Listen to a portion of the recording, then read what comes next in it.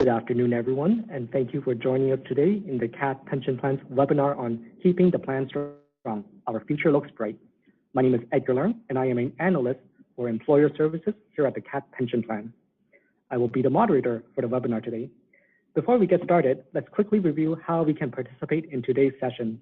On your screen, there is a box, which is the webinar control panel. You will see this box in the top right corner of the screen. Locate the audio control section and choose phone call. You should see the access code and the audio pin, which you can use to dial in if you're using the phone. For optimal audio quality, we recommend that you listen to the webinar using your phone. During the webinar, there are a couple different ways of you to ask questions. If you're dialed in on the telephone, you can raise your hand by using the hand icon in the webinar control. I will unmute you and then prompt you to ask your questions during the Q&A. Or if you prefer, you can type your questions in the questions box at any time, and we'll address them at the end during the Q&A. We will do our best to address everyone's questions today, but if there are any questions that we do not answer during the webinar, we will respond to you afterwards. The webinar is also being recorded and will be posted to our website afterwards. Thank you for joining us today, and I will now pass it over to Derek, who will begin today's webinar. Good afternoon, everyone, and I'm glad you took time out of your day to hear more about the CAAT Pension Plan results and how we're working hard to keep the pension plan strong. We've broken today's session into three main areas: a highlight on our 2017 results, looking at a task force on pensions for part-time members, and also our ongoing activity and an ongoing update on growing plan membership. As Edgar mentioned, we'll be dealing with questions at the end of the webinar. Let's start with the 2017 highlights. We will also share more in a future webinar once our annual report is approved. 2017 was a banner year on improving our key measures on benefit security. Since a global financial crisis in 2009, we've rebuilt strong levels of reserve to protect promised pensions for you and for other members, and also to keep your contribution rate stable over the longer term. As of January 1st, 2018, the latest date of our actuarial valuation, we stand at 118% funded on a going concern basis. This is a very strong funded position. It means that we have set aside $1.18 for every $1 of benefits we've promised to all members, both active and retired. Looking at a numbers perspective or an asset perspective, we now have over $2.3 billion in extra reserves that will help us withstand any substantial market downturns or other changes which may result like further improvements in member longevity, which is a good thing. Once benefit securities are fully built in funding level 4, the plan governors can start reducing contribution rates while still keeping the plan strong. To date, in funding level 4, we've built our discount rate reserve, which is, in other words, if long-term investment returns decrease by 1%, we have reserves to protect against that eventuality. Secondly, since our inflation protection for Surus earned after 2007 is conditional on the funding position, our reserves have been built to a 50% level, which means we have money set aside even if the plan funding starts to deteriorate. And the next priority in funding level 4 is to build up enough reserves to allow us to reduce contribution rates for members and employers equally by 1 or 2%. This is now a near-term reality. And finally, in addition to the $2.3 billion we have in reserves, we've also set aside a specific asset smoothing reserve for short-term investment volatility. That adds another $1 billion to our overall reserves. So in short, our benefits are quite secure, and we have sufficient reserves to withstand some short-term market volatility, for example, the ones we've seen in the first quarter of 2018. As mentioned, benefit security is our #1 priority. Our second priority is contribution stability. More specifically, to work hard to avoid contribution increases. The risk of a contribution increase over the next 10 or so years has now shrunk to less than 2%. That's a very good result. Our key stakeholders have also told us that they only want to see a contribution reduction if it can be sustained for a period of years. It would be painful to reduce contributions and then re-raise them shortly thereafter. This feedback helps our plan governors set priorities when making these decisions. Back to our results. I'm very proud to report that the plan's investment team continues to add value beyond the good returns that the investment market itself delivers. We can't yet release our 2018 investment returns until our audit is complete. However, we can tell you that our investment team has beat the market by 3.8% in 2017. Over the last 5 years, our team's decisions has led to an additional $1.1 billion in extra reserves. For members, this will result in a stronger benefit security and being able to reduce contributions sooner. This graph has a lot of information on it, so I'm going to break it down for you. All pension plans in Canada use a custodian to account for the assets that they have. We use CIBC Mellon, a leading custodian in Canada. They have over 40 pension plans that have assets of $1 billion or greater. The bottom of each gray bar on the chart is the pension plan with the lowest return in that period. The top of each gray bar is the best return. You can see big variability in short-term returns, for example, the one-year period on the far left. So the bottom of the bar and the top of the bar, there's a big range of different results for the 40-plus pension plans in Canada. But over larger periods or longer periods on the far right side of the graph, you can see that there's a tighter range, showing that over the longer term, results tend to drift together.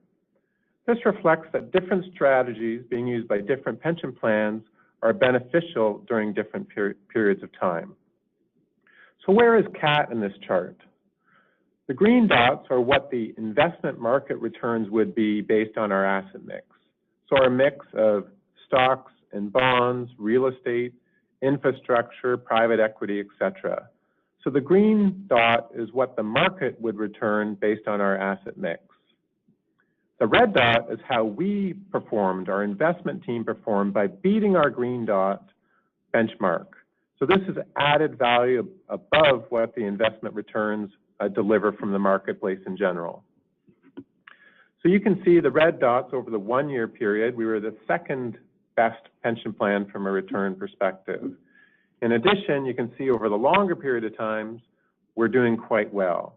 The worst result over that period is the third best pension plan in the CIBC Mellon universe, and you can see many periods where we're first or second. In short, our investment program and our investment team are doing very, very well.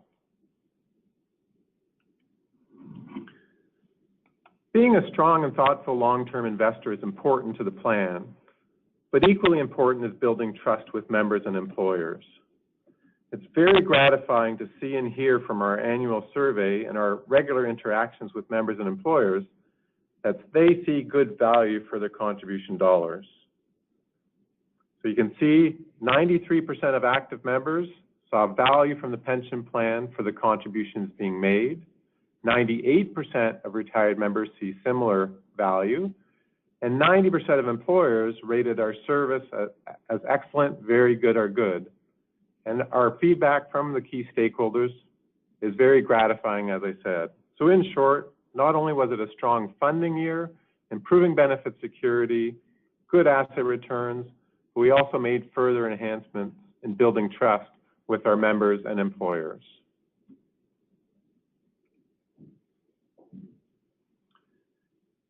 In addition to doing well over shorter periods, we are making changes to ensure the plan remains relevant over the longer term. More specifically, reviewing the plan design for members who are working part-time across our 41 employers. The plan governors established a task force earlier this year to look at this issue in more detail. We've already talked about our key priorities being benefit security and contribution stability, The third pillar of our strategies is working hard to have equity between different members and different generations of members. Remaining relevant to our part-time member group is very important. Part-time members typically have different pension needs than our full-time members. So we've made a fundamental commitment to make sure that there's equity between full-time members and part-time members. As a result, we've created a task force to look, are there ways that the plan could do better? So why, first of all, did we create the task force? Our ongoing opinion surveys show members who work part-time don't see the same amount of value as full-time members. This is not surprising since the plan design was essentially established in the 1960s when full-time employment was the norm. We all know that the rise of part-time employment has been occurring, and right now 30% of our active membership is made up of part-time members. Another fact is that certain features of our current plan design doesn't resonate as well with members who work part-time.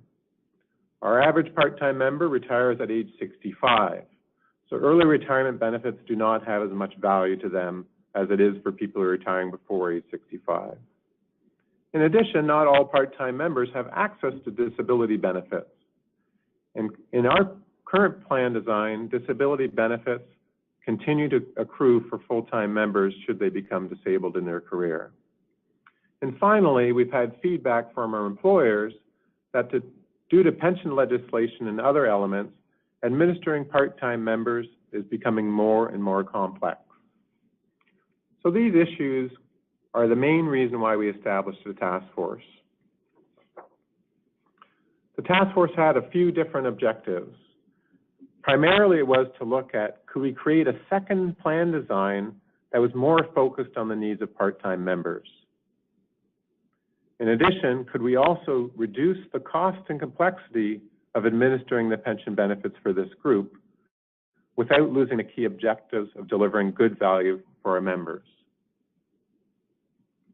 In that, our principles for a secondary plan design are quite similar to our current plan design. We work hard to make sure that the average retired member will receive about 800% back in benefit payments for the contributions they made over their career. We want to make sure that the plan provisions are relevant for the needs of part-time members. In that way, we're more focused on making sure we maximize the lifetime pension available and therefore providing less focus on features typically not used but would have to be reflected in contribution rates nonetheless. In addition, our part-time members number roughly 9,000 in the pension plan, and they do see some value in some of the other plan features. So where possible, we try and replicate those current plan design features in our secondary plan design. And finally, it's important that we continue to facilitate transitions in employment. We know that each year, many part-time members end up securing a full-time job across our 41 employers. So we need to make sure that the portability between these two types of plan features are still preserved, reflecting the conditions that most members typically see over their career. In addition to making sure that the plan design works for our current 9,000 part-time members and any other part-time members who have yet decided to join the pension plan, the plan also has a growth initiative to further diversify and strengthen the pension plan. We believe this additional plan design that will work for our part-time members will also have some appeal to the broader pension community. By allowing other employers to join the plan and members, we will help manage one of the key risks to the pension plan, otherwise known as plan maturity risk, when there's more retired members than active members. Although benefit security is not at risk if we have more retired members than active members, it does change the way we need to invest our assets and manage risk. By having more active members in the pension plan will allow us to continue to add more value in the longer term. So it's still early days. The task force is still undertaking their work. and we hope to announce more later in the year about what the plan design features are, who it applies to, and when the new plan will start. So stay tuned on those key important elements. Today's webinar is just to give you a sneak peek that there is a task force who are looking at these issues, and we'll be reporting on this later on. So right now, the task force continues to have meetings through April, and our desire is to get a revised plan text that includes the new plan design features at the end of May, and then we will start releasing more information to members and employers.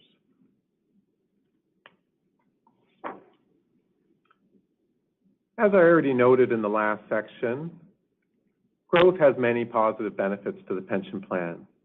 In fact, on our website, you'll see access to a couple of different webinars that we've had completely focused on growth and why it benefits the plan. I'm going to repeat some of the key messages from those prior webinars and respond to any questions you have later on. Plus, we're going to provide an update on recent and upcoming potential mergers. Let's first start at the principal level.